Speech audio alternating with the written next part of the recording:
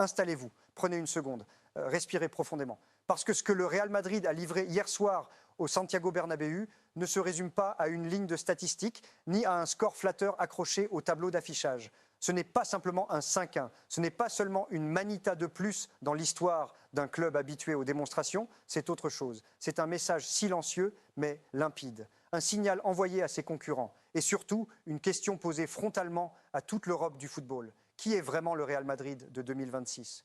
Face au Betis Séville, le Real n'a pas gagné, il a dominé. Il n'a pas accéléré par à-coups, il a contrôlé. Il n'a pas subi pour mieux frapper, il a dicté.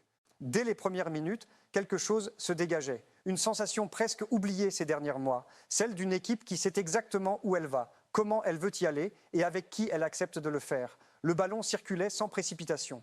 Les distances étaient justes, les rôles clairement définis. Chaque prise de balle semblait avoir un sens, chaque déplacement une utilité.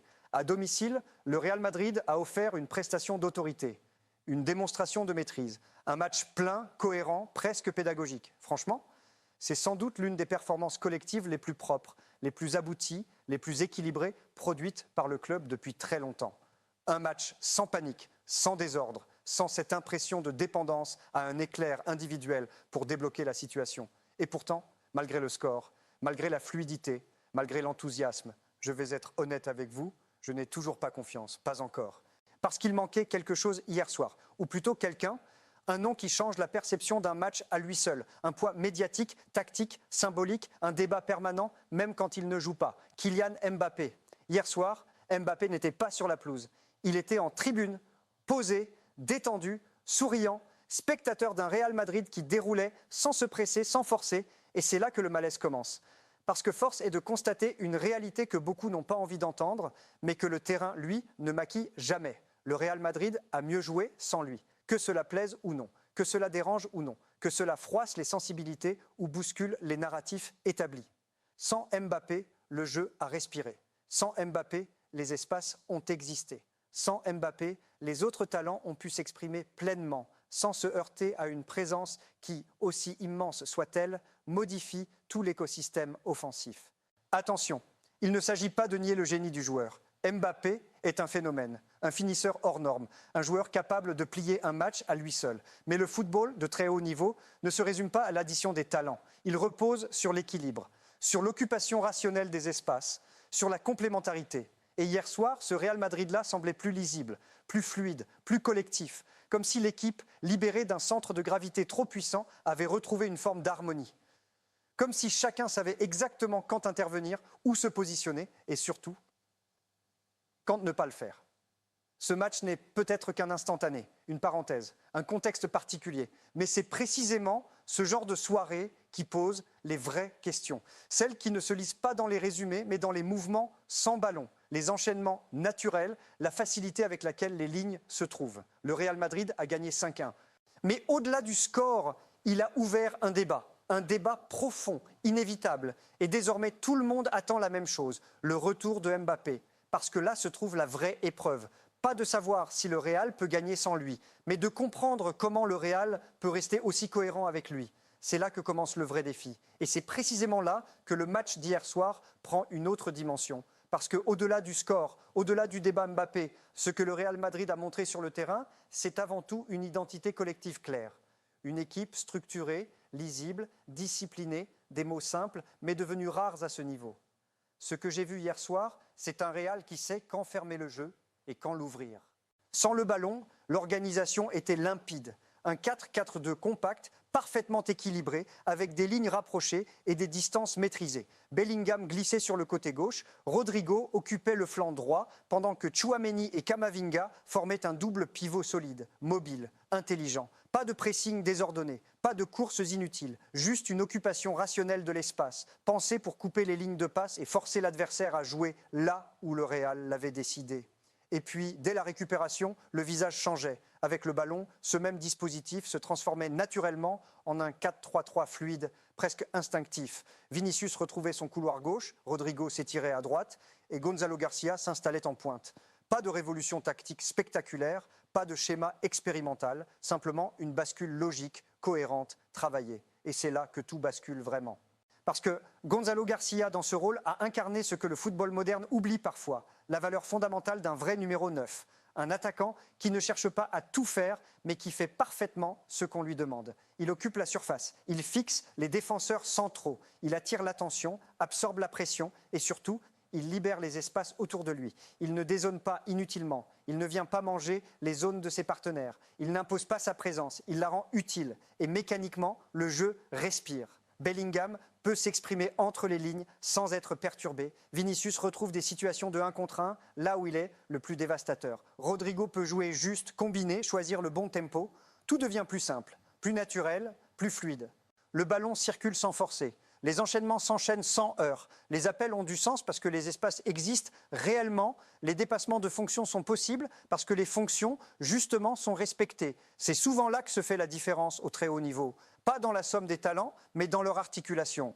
Dans la capacité d'une équipe à donner à chacun un cadre clair, lisible, sécurisé. Le Real Madrid, hier soir, n'a pas cherché à briller individuellement. Il a d'abord cherché à fonctionner collectivement. Et le football, à ce niveau-là, commence toujours par ça. C'est ce qui rend cette performance à la fois enthousiasmante et dérangeante. Parce qu'elle pose une continuité évidente avec le débat ouvert plus tôt. Ce Real structuré, fluide, discipliné, a trouvé un équilibre fragile, peut-être temporaire, mais bien réel. La vraie question n'est donc plus de savoir si ce système fonctionne. Il a fonctionné et brillamment. La vraie question, désormais, est la suivante. Comment préserver cet équilibre quand tous les talents seront de retour sur le terrain? Et c'est là que commence le vrai chantier de Xabi Alonso. Mais attention, derrière cette maîtrise, une faille persiste. Et elle inquiète, car tout n'a pas été parfait hier soir. Loin de là. Le Real Madrid aurait dû, et même dû, terminer cette rencontre avec un clean sheet. Le scénario s'y prêtait. La domination était totale. Le Betis étouffé, souvent repoussé loin du but. Et pourtant, ce but encaissé n'est pas un détail anodin. Il révèle une fragilité bien réelle, l'axe central. Sans Thibaut Courtois, le débat serait d'ailleurs bien différent. Encore une fois, le gardien belge a répondu présent, très présent. Des arrêts décisifs, un calme olympien, une autorité qui rassure tout un bloc. À 3-1, lorsque le Betis entrevoit brièvement la possibilité d'un retour à 3-2, Courtois se dresse. Net, propre, incontestable. Il ferme la porte. Mais derrière lui, le tableau est beaucoup moins rassurant. Rudiger, franchement, qu'est-ce que tu fais? Le football moderne ne pardonne plus ce genre de séquence. Beaucoup de courses, oui. De l'intensité, certainement. Mais à quoi bon courir si c'est pour mal lire l'action? Sur le but encaissé, tout va trop vite et trop mal. Mauvais placement, mauvais timing, mauvaise coordination. Raúl Asensio se fait prendre à la course. Rudiger observe, hésite, réagit trop tard. Asensio s'arrête. L'attaquant poursuit, dribble le gardien, revient, conclut.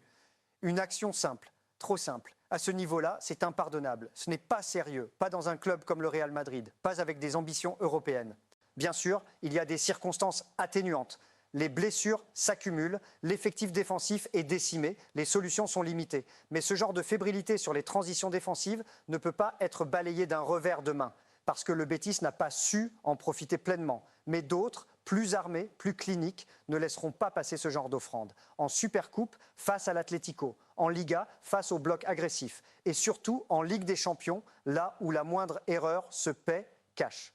Le paradoxe de ce Real Madrid est là. Offensivement, le talent déborde. Les solutions sont multiples, le danger est permanent, mais derrière, le socle n'est pas encore assez solide. Et tant que cet axe central continuera de montrer ses failles dans les moments clés, la domination collective restera fragile. Le match d'hier a montré un Real séduisant, structuré, inspirant. Mais il a aussi rappelé une vérité brutale. On ne gagne pas les grands titres uniquement avec le ballon. Et c'est précisément sur ce point que Xabi Alonso est désormais attendu. Individuellement, plusieurs Madrilènes ont livré bien plus qu'un simple bon match. Ils ont incarné, chacun à leur manière, l'équilibre et la maîtrise collective observés sur la pelouse. Federico Valverde a été immense, pas seulement par ses 2 passes décisives, mais par tout ce qu'il a dégagé pendant 90 minutes. Du volume, de l'intensité, une intelligence de jeu constante.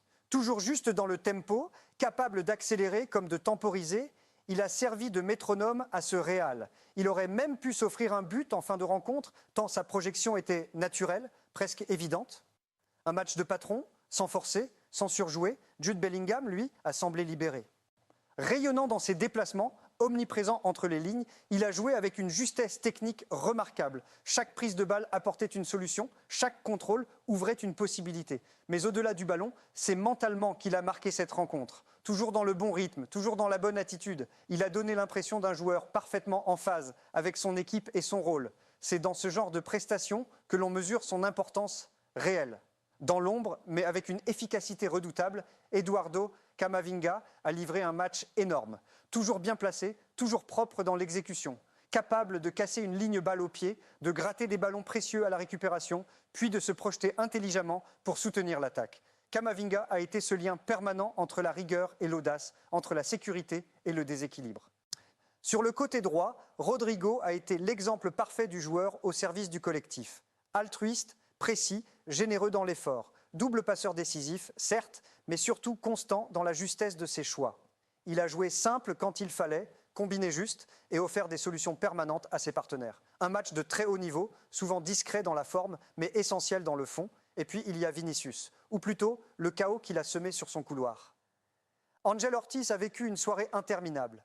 Pris de vitesse, débordé, constamment sous pression, il n'a jamais trouvé la solution.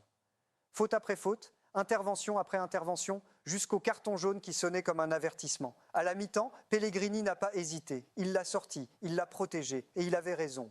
Parce que Vinicius, dans ce contexte, était injouable. Toujours en 1 contre 1, parfois en 1 contre 2, il a multiplié les différences sans jamais forcer.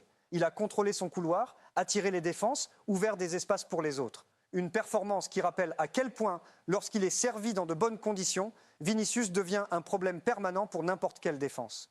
Ces performances individuelles, mises bout à bout, racontent une chose simple. Ce Real Madrid-là ne s'est pas appuyé sur un exploit isolé.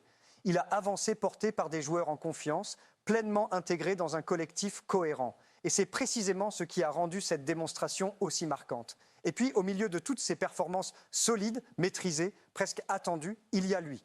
Celui qui a fait basculer le match dans une autre dimension. Celui qui a donné un visage, une incarnation à cette soirée madrilène. Gonzalo Garcia, 21 ans. L'âge des promesses, pas encore celui des certitudes. Et pourtant, hier soir, il n'a laissé place à aucun doute. Un triplé, mais pas n'importe lequel. Un triplé parfait dans sa définition la plus pure. D'abord, une tête somptueuse. Pas un geste improvisé, mais une action d'école. Appel, contre-appel, lecture du défenseur, timing parfait. Le centre arrive, il est déjà en avance. La détente est propre, la trajectoire précise. Le ballon vient mourir dans le petit filet. Un but d'attaquant formé, conscient de son rôle et de son espace. Puis, une reprise d'une classe rare. Un contrôle orienté, le corps déjà prêt, et cette frappe instantanée qui rappelle immanquablement le but de James Rodriguez au Mondial 2014. Un geste sûr, sans précipitation, presque élégant. Le gardien est figé, le stade comprend avant lui. Et enfin, la touche d'insolence. Une talonnade du pied gauche, délicate, dévastatrice. Un geste qui ne cessait que lorsque tout est clair dans la tête, lorsque la confiance est totale. Pas un coup de folie, mais une décision lucide, assumée. Un but de la tête. Un du pied droit, un du pied gauche, la palette complète. Le triplé parfait. C'est exactement cela, un numéro 9, présent là où il faut, propre dans ses déplacements, civilisé dans son occupation de l'espace. Gonzalo Garcia n'a pas cherché à briller en sortant de sa zone. Il n'a pas parasité le jeu des autres. Il n'a pas confisqué les espaces dont ses partenaires avaient besoin. Il a fait mieux, il les a créés. Par sa présence, par son intelligence, par sa capacité à fixer et à libérer. Et quand un attaquant joue ainsi, tout change. Les milieux se projettent avec confiance. Les ailiers osent davantage. Les passes arrivent plus vite, plus justes. Quand l'attaquant fait ça, tout le collectif respire. Et c'est peut-être là, plus encore que dans les buts, que se trouve la vraie performance de Gonzalo Garcia. Et c'est précisément là que le débat devient inévitable. Parce qu'une performance comme celle de Gonzalo Garcia ne se contente pas d'illuminer une soirée. Elle interroge l'équilibre global de l'équipe. Elle oblige à regarder plus loin que le résultat, plus loin que les noms inscrits sur la feuille de match. Kylian Mbappé, qu'on le veuille ou non, reste un phénomène. Un monstre de puissance et de vitesse. Un tueur devant le but. Un buteur d'élite, capable de renverser un match à lui seul, en une accélération, en un instant. Personne ne conteste son talent. Personne ne nie son importance. Mais le football, surtout à ce niveau d'exigence, n'est pas seulement une affaire d'individus. C'est une question d'équilibre, de complémentarité, de cohérence collective. Et aujourd'hui, force est de constater que Mbappé pose un problème tactique réel au Real Madrid. Non pas parce qu'il joue mal, mais parce que sa présence modifie profondément la structure de l'équipe. 2 options se dessinent alors, et aucune ne peut être évitée éternellement. Soit le collectif s'adapte entièrement à lui. les circuits de jeu se réorganisent, les espaces se redessinent, certains joueurs acceptent de se restreindre, de se déplacer différemment, parfois même de s'effacer pour maximiser l'impact de Mbappé. C'est un choix fort, assumé, mais coûteux en termes d'équilibre. Soit Mbappé, à son tour, accepte de se transformer, de se sacrifier dans sa manière de jouer, de cadrer davantage ses déplacements, d'occuper des zones moins naturelles pour lui, non pas pour briller moins, mais pour permettre à l'équipe de fonctionner mieux. Car le Real Madrid, observé récemment, sans lui, apparaît plus fluide, plus équilibré dans ses lignes, plus cohérent dans ses enchaînements. Le ballon circule plus librement, les rôles sont plus clairs, les espaces sont mieux occupés, les autres talents, Bellingham, Vinicius, Rodrigo, évoluent dans un cadre qui semble leur convenir naturellement. Ce n'est pas un jugement définitif, encore moins une condamnation. C'est un constat froid, factuel, posé par le terrain. Et c'est précisément pour cela que ce débat ne peut plus être repoussé. Pas par les supporters, pas par les médias et surtout pas par le banc de touche. Xabi Alonso est désormais face à une responsabilité majeure, celle de trancher, d'ajuster, de construire un Real Madrid capable d'intégrer toutes ses stars sans perdre son âme collective. Une tâche complexe, délicate, presque ingrate, mais inévitable. Car au plus haut niveau, le talent ne suffit jamais. Ce qui fait gagner durablement, c'est l'équilibre. Et ce Real Madrid, aujourd'hui, est à un carrefour. Et désormais, le regard se tourne vers le prochain rendez-vous. Un rendez-vous qui ne laisse aucune place au confort ni aux illusions. Atlético de Madrid, la Supercoupe d'Espagne. Terrain neutre, loin de Madrid, en Arabie Saoudite. Un vrai test. Pas un match de rythme, pas une formalité. Un match de caractère, de nerfs, d'identité. Un match de vérité. Face à l'Atlético, on ne triche pas. On est jugé sur la solidité, sur la capacité à souffrir, sur la cohérence collective quand le match devient sale, haché, tendu. Et c'est précisément dans ce genre de contexte que le Real Madrid devra prouver que la prestation face au Betis n'était pas qu'un instant isolé, mais bien le début de quelque chose de plus profond. En Liga, la situation reste sous pression. 4 points de retard sur le Barça, un écart qui ne pardonne aucune erreur. Chaque semaine devient une obligation de résultat. Et comme si cela ne suffisait pas, la Ligue des Champions approche. Silencieuse, implacable. Elle arrive toujours sans prévenir et elle ne récompense que les équipes prêtes, complètes, cohérentes. Janvier s'annonce donc décisif, peut-être même déterminant pour la suite de la saison. Dans ce contexte, Xabi Alonso est scruté, observé, jugé, pesé à chaque choix, chaque composition, chaque ajustement tactique. Le match face au Betis a redonné de la confiance. Il a offert des certitudes, mais aussi ravivé des interrogations. Il a montré un Real séduisant, fluide, organisé. Mais il a aussi laissé planer une question qui dépasse ce seul résultat. Car une interrogation reste suspendue, lourde, inévitable. Comment cette équipe va-t-elle jouer quand Kylian Mbappé reviendra? C'est là que tout se joue, c'est là que l'histoire bascule. Nous serons là, à regarder, à observer chaque détail, à analyser chaque mouvement, parce que la suite de la saison du Real Madrid commence maintenant.